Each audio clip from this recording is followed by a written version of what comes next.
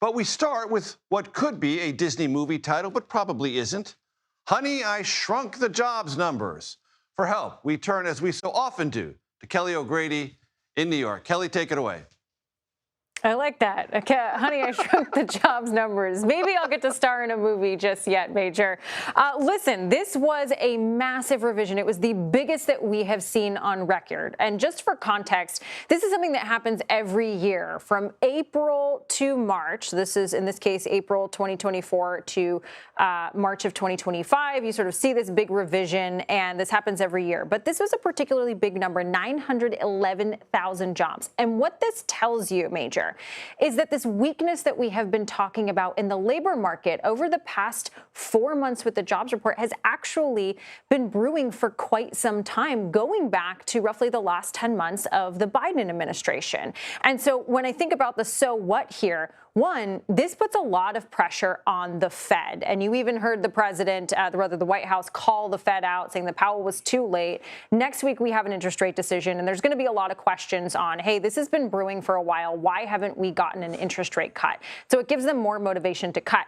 The other thing that I will highlight, though, is this is a backward-looking report. So yes, we added close to 1 million less jobs than we originally thought in the U.S. economy, but we're not in a recession. We have lived through this data that is causing such concern today, and that's exactly why you didn't see the market go haywire, because this was already baked in. And Kelly, we count a lot of things in our country. We're sort of mad about it. We're obsessed about the statistics of everything. Yet the methodologies for the Bureau of Labor Statistics are a bit antiquated. That's a point that observers on the outside made long before President Trump baselessly alleged that recent numbers were somehow rigged against him politically. But what accounts for a revision like this in the way we actually try to survey businesses and try to find out what the economy is actually doing month to month? Well, you're exactly right. Even before the president came out and criticized those numbers, the methodology by economists at large has said, hey, we shouldn't be calling businesses up, asking them to fax their job numbers, their hiring. This should be done in a much more digital way. That being said, this is the data that the Fed has to go on. And so I think just going forward, it adds a little bit of caveat to, hey, yeah, these numbers are this, but they might be revised in the future. And it does put a lot of pressure on this next BLS commissioner to improve this data gathering quickly, if you will. Ready for her Disney movie debut, Kelly O'Grady. Always a pleasure. Thank you very much. I further discussed the job revisions that we just talked about with Kelly with Douglas Holtz-Eakin. He currently serves as the president of the conservative advocacy group, American Action Forum. Prior to this, he was the director of domestic policy and economic policy for John McCain's presidential campaign. He's also director of the Congressional Budget Office and chief economist for President George W. Bush's Council of Economic Advisors. Here's our conversation. Jobs revisions, it's an annual process. Yep. Number seems kind of big, though, 911,000. 0.6% of the entire U.S. labor market. The historical standard is 0.2%. Mm-hmm. How much of a deal is this, and what does it tell us that we didn't already know? So it is a big deal because 0.6 miss is a big miss for the BLS and should be something you pay attention to. So what's going on? Well, the U.S. economy is getting bigger. There are more workers, there are more firms every year, and the BLS has a flat budget and a flat staff, shrinking staff right now. And the same sample every month. So we're getting a smaller and smaller snapshot of the actual economy. On top of that, now we're getting this very low quote response rate. The firms don't answer the survey or they can do it late. So smaller snapshot. So we're getting a less complete picture in the monthly data. And then when they go to do the revision, they've got a really big picture and they compare them and we're off by more. That's what's going on. Does that mean the Biden economy in its last year was worse than it looked? Certainly that, half the jobs being created that they thought. Didn't exist, weren't there, yeah. They just weren't there. And then one of the things that's interesting about it is that the unemployment rate is what it is. We had low unemployment, so we were miscounting the jobs, but we were also miscounting the job openings. I mean, things were filled up more than people thought. Mm-hmm. What is your definition, or description rather, of what the Trump economy is today? Dead in the water. By that you mean? If you look out there in the labor market, no one's getting hired. We don't have mass layoffs. No one's getting fired. It's just stalled. Things are frozen. Stalled. Absolutely. There's some bad parts. Like, manufacturing is in open decline. We're down almost 40,000 jobs this year. The private sector in the past 4 months, outside of healthcare, has not really shown any job growth. So that's a very flat labor market. And it's been described in many articles that I've read, Doug, that this is a very discouraging job market for recent college graduates. Absolutely true. No one's getting fired, but no one's getting hired, and they're coming out. Even with good degrees. Yeah, no, but they're the newest kid on the block. They've got the least experience, and they just can't find an opening. Does artificial intelligence play a role in that?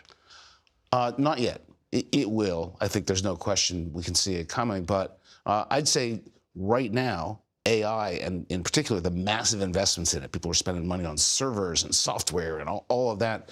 That's been the one bright spot in the economy. Is that artificially propping up some of the stock valuation, stock prices, and overall economic activity?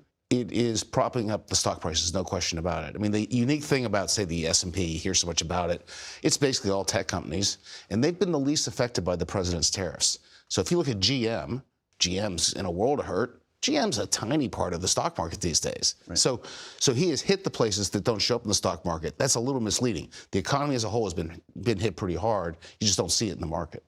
What is the proper way to describe the United States government taking an ownership stake of either U.S. Steel or Intel? Is that industrial policy? Is that some variation, some Trumpist kind of populist economics? What is that? Unwise. Right, mark that down as unwise, because this is a polite company. This is something the United States has avoided, and not because there was a secret meeting and the economists that said these are the rules. It's because it works. When you get the government involved, you put your thumb on the scale in the competition. So Intel has access to taxpayer dollars that other people don't have. Allows them to do things other competitors don't do. Also comes with some baggage. There's no way we're going to let Intel go under now, right? So even if they perform poorly, we pour more money in. We have... Same thing for U.S. Steel? Same, yeah. I mean, the United States has complained for years about Chinese government involvement in their firms. Unfair, can't have them in international competition, not right. So what happens now when Intel tries to sign a contract in some other country? It's now a state-owned enterprise. They're being like, no, you don't get this stuff. Administration says we have to do it for national security. They didn't really say why they did it with Intel. They said there were national security considerations. Yeah, but they waved that flag around a lot. That to me is a little frustrating, and I'll give you the very specific example why. We passed a law that said you must get rid of TikTok. We must not have it anymore because it is a national security threat. Right. That's a law. That went to the Supreme Court. The Supreme Court decided the national security considerations were great enough that we could override the free speech, which was real. They said this is a real infringement on free speech, but it's worth it. TikTok is now was it still here? Was it not a threat? Right. So I don't know what to make of their view of national security. It feels arbitrary to me. It's convenient. When the Treasury Secretary said last week, Scott Bessent, that there will be higher GDP growth and nearly $1 trillion in tariff revenue, you said to yourself, what? Gibberish. Makes no sense. I mean, these are positions the president has taken. We're going to have better growth. This will be the golden age. We're going to raise all this revenue, but they're not connected to reality. This is a $400 billion increase in taxes in the United States this year. That's not going to lead to 3% faster GDP growth. There is no mechanical way for that to happen. So you want the revenue, you pay the price in economic growth. You want economic growth, have policies that support it. You can't have it both ways. Douglas Holtz-Eakin, I appreciate the time very much. Thanks.